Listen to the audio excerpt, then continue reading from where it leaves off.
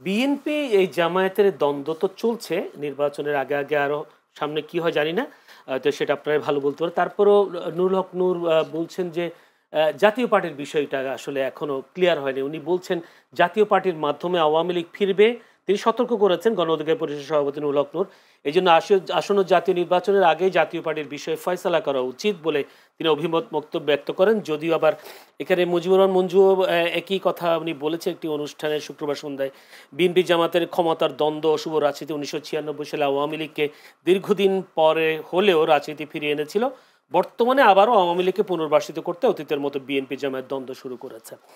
এই যে নুরুল হক নূর এবং মুজিবুর রহমান মঞ্জু, এই দুইজনের বক্তব্য আসলে বিএনপি জামাতের রাজনৈতিক দ্বন্দ্বের কারণে আওয়ামী লীগ নতুন করে আবার আসছে কিনা, সে কারণে দেখছি ঘন ঘন মিছিলগুলো বের হচ্ছে। এটা বলার আগে আপনি তখন একটা কথা বলছিলেন যে নারীদের ব্যাপারে, নারীদেরকে জামাত কিভাবে দেখে। আমি এই জায়গাটা একটুখানি টাচ করতে চাই। দেখেন, তারা তাদের গঠনতন্ত্র থেকে ফিরে মানে সরে এসেছে অনেকটাই।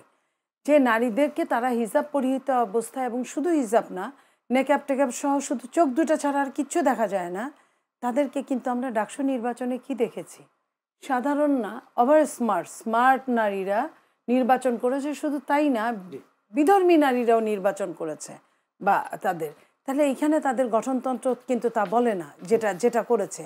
তো সেই জন্য জামাত যেটা করতে পারে সেটা অনেকেই করতে পারে না, কারণ অনেকেই গঠনতন্ত্র থেকে সরে আসতে পারে না। তারা হিন্দুদের কমিটি করেছে, যেটা তাদের গঠনতন্ত্রের মধ্যে ইসলামিক একটা দলে কিন্তু অন্য ধর্মের কোনো ঠাঁই নাই, অন্তত পক্ষে মূর্তি পূজার কোনো ধর্মের। তো সেইখানে তারা সেইখানেও করেছে, তার মানে তারা সব কিছুই করতে পারে। এখন আপনার প্রশ্ন কোথায় ছিল?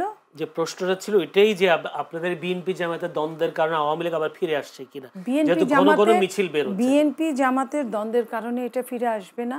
এটার কারণটা হচ্ছে, কেউ আছে ভেতরে ভেতরে লিয়াজু করছে, ভিতরে আওয়ামী লীগকে ঠাঁই দিচ্ছে, আওয়ামী লীগের সঙ্গে লিয়াজু করছে, আওয়ামী লীগের ভোট নিচ্ছে। আর কেউ আছে সামনাসামনি যেটা সত্য সেটা বলছে। বিএনপি যে কথাটা বলেছে সেটা হলো যে আওয়ামী লীগ নির্বাচন করেছে 14 দলকে নিয়ে, তো তাদেরকে নিয়ে নির্বাচন করার জন্য আমরা আওয়ামী লীগকে একঘরে নির্বাচন হিসেবে আখ্যায়িত করেছি। ঠিক একই অবস্থায় আওয়ামী লীগ এবং তার 14 দল সহ যদি নির্বাচন না থাকে, আওয়ামী লীগ যে কারণে থাকবে না, তার বাকি দলগুলো একই কারণের মধ্যেই পড়ে যায়। যদিও জামাত এবং এনসিপি তারা কেউই এটা বলে নাই, তখন যখন আওয়ামী লীগকে স্থগিত করলো বা নিষিদ্ধ করলো সেটা বলে নাই, তাদের টনক নড়েছে 1 বছর পরে। তো আমরা কিন্তু তা করি না, আমরা যেটা বলি সেটাই করি, আমরা যা বলি সেটা করি, যা বলি না সেটা করি না। আর অন্য দলগুলো যা বলে সেটা করে না, যা করে সেটা বলে না।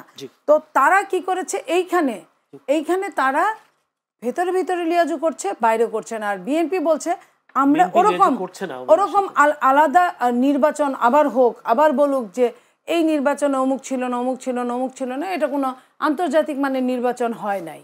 যাতে আন্তর্জাতিক মানের নির্বাচন, আরেকটা জিনিস, একটা দলকে ব্যান করার জন্য যা যা দরকার সেটা করার পরে আপনার এই আলোচনাটা আসে। আপনি হুট করে আপনার মৌখিক নির্বাহী আদেশে ব্যান করলেন, জামাতকেও তো ব্যান করেছিল, রাখতে পেরেছিল, রাখতে পারা যায় না। তো সেই কারণে বিএনপি অনেকদিন রাষ্ট্র পরিচালনায় অভ্যস্ত। আওয়ামী লীগের বিষয়ে যে আপনার অবস্থান ছিল, জাতীয় পার্টির বিষয়ে সেই একই অবস্থান, সবগুলো 14 দল সম্পর্কে একই অবস্থা। আপনার একজনের ক্ষমতা বেশি ছিল, আরেকজন আপনার শোনেন, যদি আপনার জাতীয় পার্টি যদি বিরোধী দল না হতো, আওয়ামী লীগ তো নির্বাচন করতে পারতো না, তাকে আরেকটা বানায় করতে হতো। তাহলে যে দোষে দুষ্ট আওয়ামী লীগ, সে একই দোষে দুষ্ট অন্য 14 দলও, তাহলে তাদের বিচারও তো একই মানদণ্ডে একই মাপে হওয়া উচিত। আমাদের দাবিটা, আমরা সবসময় বিচার চেয়েছি, আমরা বিচার চাই। বিচারের মাধ্যমে যদি এই দল ব্যান্ড হয়, তাহলে এর চেয়ে খুশির আর কিছু হতে পারে না। আমাদের কোনো কথা থাকবে না।